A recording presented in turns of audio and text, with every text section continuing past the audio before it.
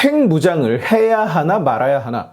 대한민국은 핵무기를 보유해야 하는가 안 되는가? 이 논쟁은 한두 해 된 이야기가 아닙니다. 박정희 대통령 때 이미 핵무기 개발을 공언한 바가 있고요. 그 때문에 암살을 당했다는 확인되지 않은 설도 있는 상황이니까요.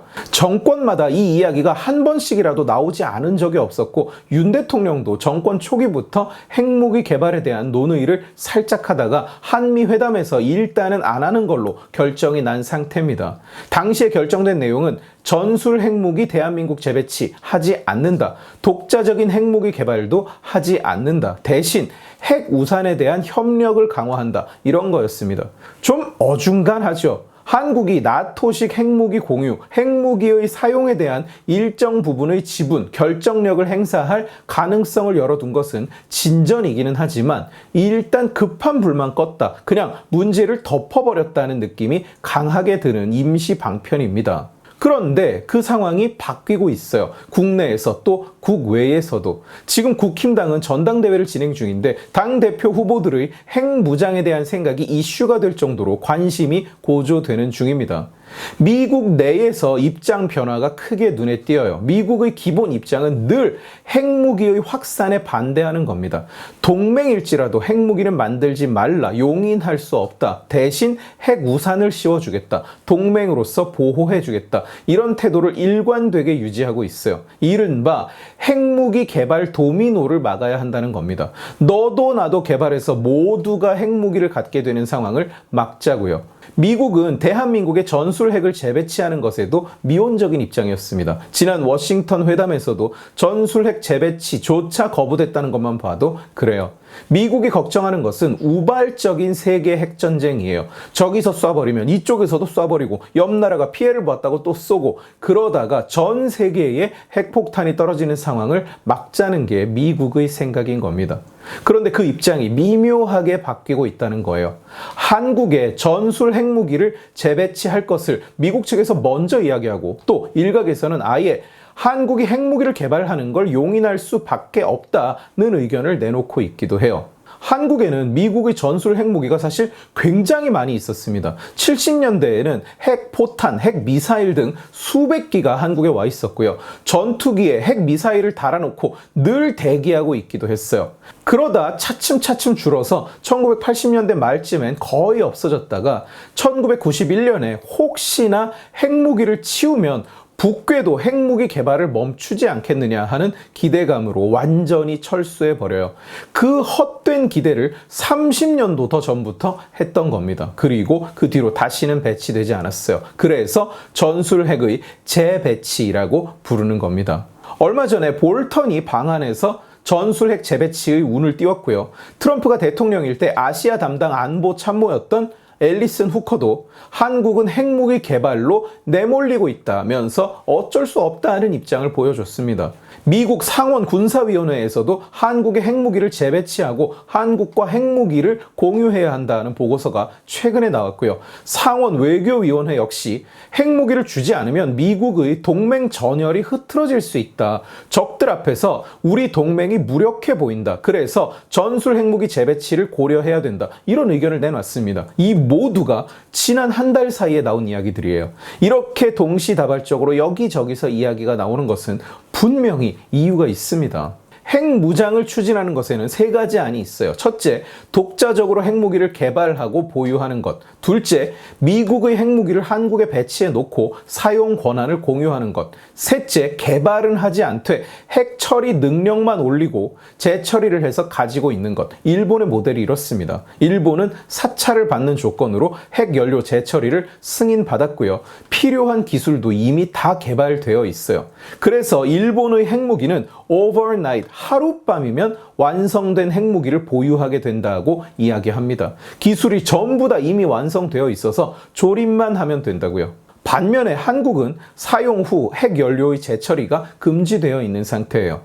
아까 국힘 당대표 후보들의 핵무장에 대한 의견이 이슈가 된다고 말씀을 드렸었는데 나경원 후보는 가장 강경하다면 강경한 태도입니다. 핵무장은 필요하다, 해야만 한다는 입장이고요. 반면에 한동훈 후보는 제재 때문에 섣불리 추진할 수 없다, 잠재력을 키우자, 개발 준비만 해놓고 기다리자, 이런 입장이에요. 이게 일본 모델에 가까운 거죠. 원희룡, 윤상현 후보는 핵무기 개발은 안 된다, 현실적으로 어렵다, 미국과의 외교로 해결해야 된다. 핵 개발에 있어서는 가장 소극적인 입장입니다. 생각은 서로 다를지언정 각자가 여기에 대한 의견을 내놓고 그게 이슈가 될 정도로 한국 정치권 내에서도 이제는 핵무기를 멀고 먼 이야기로 받아들이지 않고 있다는 뜻입니다. 왜 국내 그리고 국외의 태도가 다 바뀌고 있느냐? 국제 정세의 변화 때문이에요. 얼마 전에 푸틴이 평양을 방문했습니다. 우크라이나 전쟁이 장기화되면서 러시아는 무기 공급이 필요하게 됐어요. 그래서 북이 가지고 있는 재래식 포탄 그리고 미사일 발사대 등을 받기 위해서 방북을 했다는 것은 표면적인 이유고요. 사실 러시아가 원하는 것은 프레젠스, 존재감입니다. 자유세계 대 로그네이션 구도에서 저들은 사실 계속 고립되고 있어요. 러시아 대 나토의 대결 구도가 있습니다만 사실 군사력이나 경제력이나 나토와는 상대가 안 되는 게 현실이죠. 우크라이나 하나도 점령을 못하고 있는 상황이니까요. 그래서 러시아는 북괴를 지렛대 삼아서 미국의 힘에 대항하는 정치 동맹을 다지려는 의도가 있는 겁니다. 좌측 쓰레기들 일각에서는 이게 우리가 우크라이나의 의약품, 발전기 이런 걸 지원하는 바람에 러시아가 화가 나서 그렇다. 우크라이나를 왜 지원했느냐? 왜 러시아를 자극했느냐? 이런 되지도 않는 소리를 하고 앉았는데 전혀 아닙니다. 사실 우리와는 아무런 상관이 없는 일이에요. 북괴는 로그네이션 진영에서는 써먹기 좋은 카드입니다. 북괴가 앞장서서 미쳐 날뛰면 얘네를 컨트롤할 수 있는 건 우리뿐이다. 이 존재감 자체가 국제사회에서 워낙 크게 받아들여지니까요. 북괴와 러시아의 군사동맹은 1991년에 소련이 붕괴하면서 사실상 파기되고 유사시 군사 개입 조항이 사라졌습니다.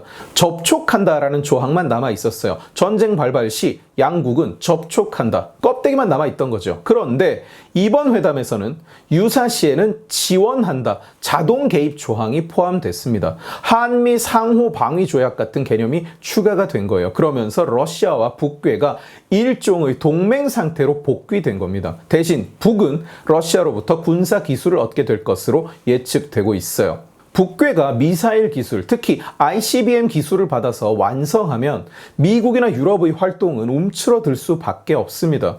프랑스가 핵무기를 개발하던 당시 반대하던 미국에 프랑스가 했던 질문, 파리를 지키기 위해서 뉴욕을 희생할 수 있느냐는 질문은 지금도 유효해요. 그리고 대답도 여전히 똑같습니다. 그럴 수 없다는 거죠. 그러니 러시아와 북의 액션은 대한민국의 강력한 핵무장 압박일 수밖에 없어요. 이게 첫 번째 이유입니다. 두 번째 이유는 미국이에요. 올해 미국 대선이 있죠. 현재로서는 도널드 트럼프가 백악관에 복귀할 확률이 절대적으로 높습니다. 바이든은 원래 한참 뒤처지고 있었는데 며칠 전 첫 방송 토론에서 거의 방송 도중에 돌아가실 것 같은 모습을 보여주면서 지지율이 폭락했어요. 지금은 트럼프 당선 확률이 95%로 예측되는 상황입니다. 레이건 이후에 가장 큰 승리가 될 것이라는 예측까지 있을 정도예요. 도널드 트럼프는 세계의 경찰로서 적극적인 pak스 아메리카나를 추구하던 기존 미국의 입장과는 매우 다른 사람입니다. 오직 단기적인 경제 이익만 추구하고 얼마 아꼈다는 걸로 정치를 하던 사람이에요. 그게 미국의 경기를 부양한 것도 사실입니다. 그러나 미국 내의 사정이 어땠는지를 떠나서 우리 입장에서 보면 한국에는 좋을 것이 하나도 없습니다. 지금도 트럼프는 대선 랠리를 하는 도중에도 한국 같은 부자 나라를 우리가 왜 지켜주냐 이런 얘기를 끝없이 한다고 해요. 게다가 지금 트럼프는 예전 대통령 시절과는 비교도 안 되게 흑화되어 있어요. 트럼프가 다시 대통령이 된다면 한국은 최소 분담금의 상향, 최악의 경우에는 미군 일부 철수까지도 가능합니다. 상황이 어떻게 될지 모르는 거예요. 그러니 우리도 대비가 필요한 겁니다. 안보 불확실성에 대비하는 가장 강력한 비대칭 전력, 싸고 효율적이고 효과적인 수단, 바로 핵무기인 거예요. 핵무장 압박이 대한민국 위에 이중으로 쏟아지고 있다는 얘기입니다. 미국도 그걸 알기 때문에 더는 한국의 핵무기 개발을 막을 수 없다고 판단하는 것이고, 그렇기 때문에 전술 핵이라도 재배치해서 한국의 불안감을 떨쳐주지 않으면 동맹 관계 자체가 흔들린다고 생각하는 거예요.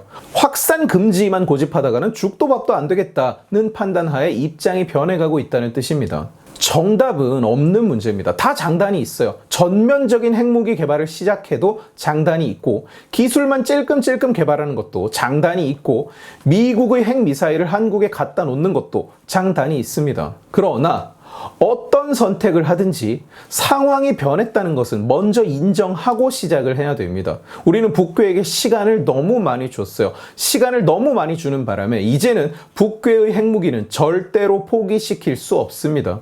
이제 와서 북괴가 자진해서 완성된 핵무기를 내놓기를 바란다면 그건 머저리일 거예요. 괜히 핵무기가 비대칭이라고 불리는 것이 아닙니다. 북괴로서는 미국 같은 강대국에 압력을 가할 수 있는 유일한 수단이 핵무기예요. 이걸 왜 포기하겠습니까, 대체? 대표적인 핵무기 반대 논리가 뭐냐? 바로 도미노예요. 하나가 핵무기를 개발하면 주변국들이 따라서 개발하고 도미노처럼 차례로 다 넘어진다는 겁니다. 그러다 보면 전 세계가 핵무기를 보유하게 된다. 언제 핵전쟁이 터질지 모르는 상태가 될 수밖에 없다. 자, 무서운 얘기기는 한데요. 우리가 지금 애써 눈을 가리고 못 본 척하고 있는 것, 너무 무서워서 안 보이는 척하고 있는 현실이 뭐냐? 그 도미노는 이미 넘어지기 시작했다는 겁니다. 북괴가 핵 보유국이 됨으로써 도미노는 이미 넘어지기 시작한 거예요. 민주당 쓰레기들이 핵무기 재배치 또는 핵 개발을 반대하면서 맨날 이따위 소리를 합니다. 싸우지 않고 이겨야 진짜 승리라는 둥, 연쇄 반응을 불러올 수 있다는 둥. 그런데 지들이 자기 조국에 가서 핵무기를 포기시킬 것이 아닌 다음에야 그 싸움은 이미 시작됐습니다. 그 연쇄 반응은 이미 벌어지고 있다고요. 정말로 비열한 놈들이고 그야말로 적국의 입장에서 이야기하고 있는 겁니다. 아무것도 하지 말라고, 손 놓고 그냥 가만히 있으라고. 북괴가 핵폭탄을 완성한 시점부터 이미 대한민국의 선택은 하나밖에 남지 않은 겁니다. 그 방법과 그 시기에 대한 의견은 다를 수 있어도 결말은 똑같은 거예요. 우리도 그걸 받아들여야 됩니다. 그게 좋다는 사람 아무도 없어요. 그게 현실이라는 거예요. 도미노는 이미 쓰러지기 시작했다는 것이. 오늘 지식의 칼은 여기까지입니다. 재미있게 보셨으면 지식의 칼 채널을 구독해 주시고 이 영상을 주변에 공유해 주세요. 여러분들이 공유해 주시면 설득은 제가 하겠습니다. 고맙습니다.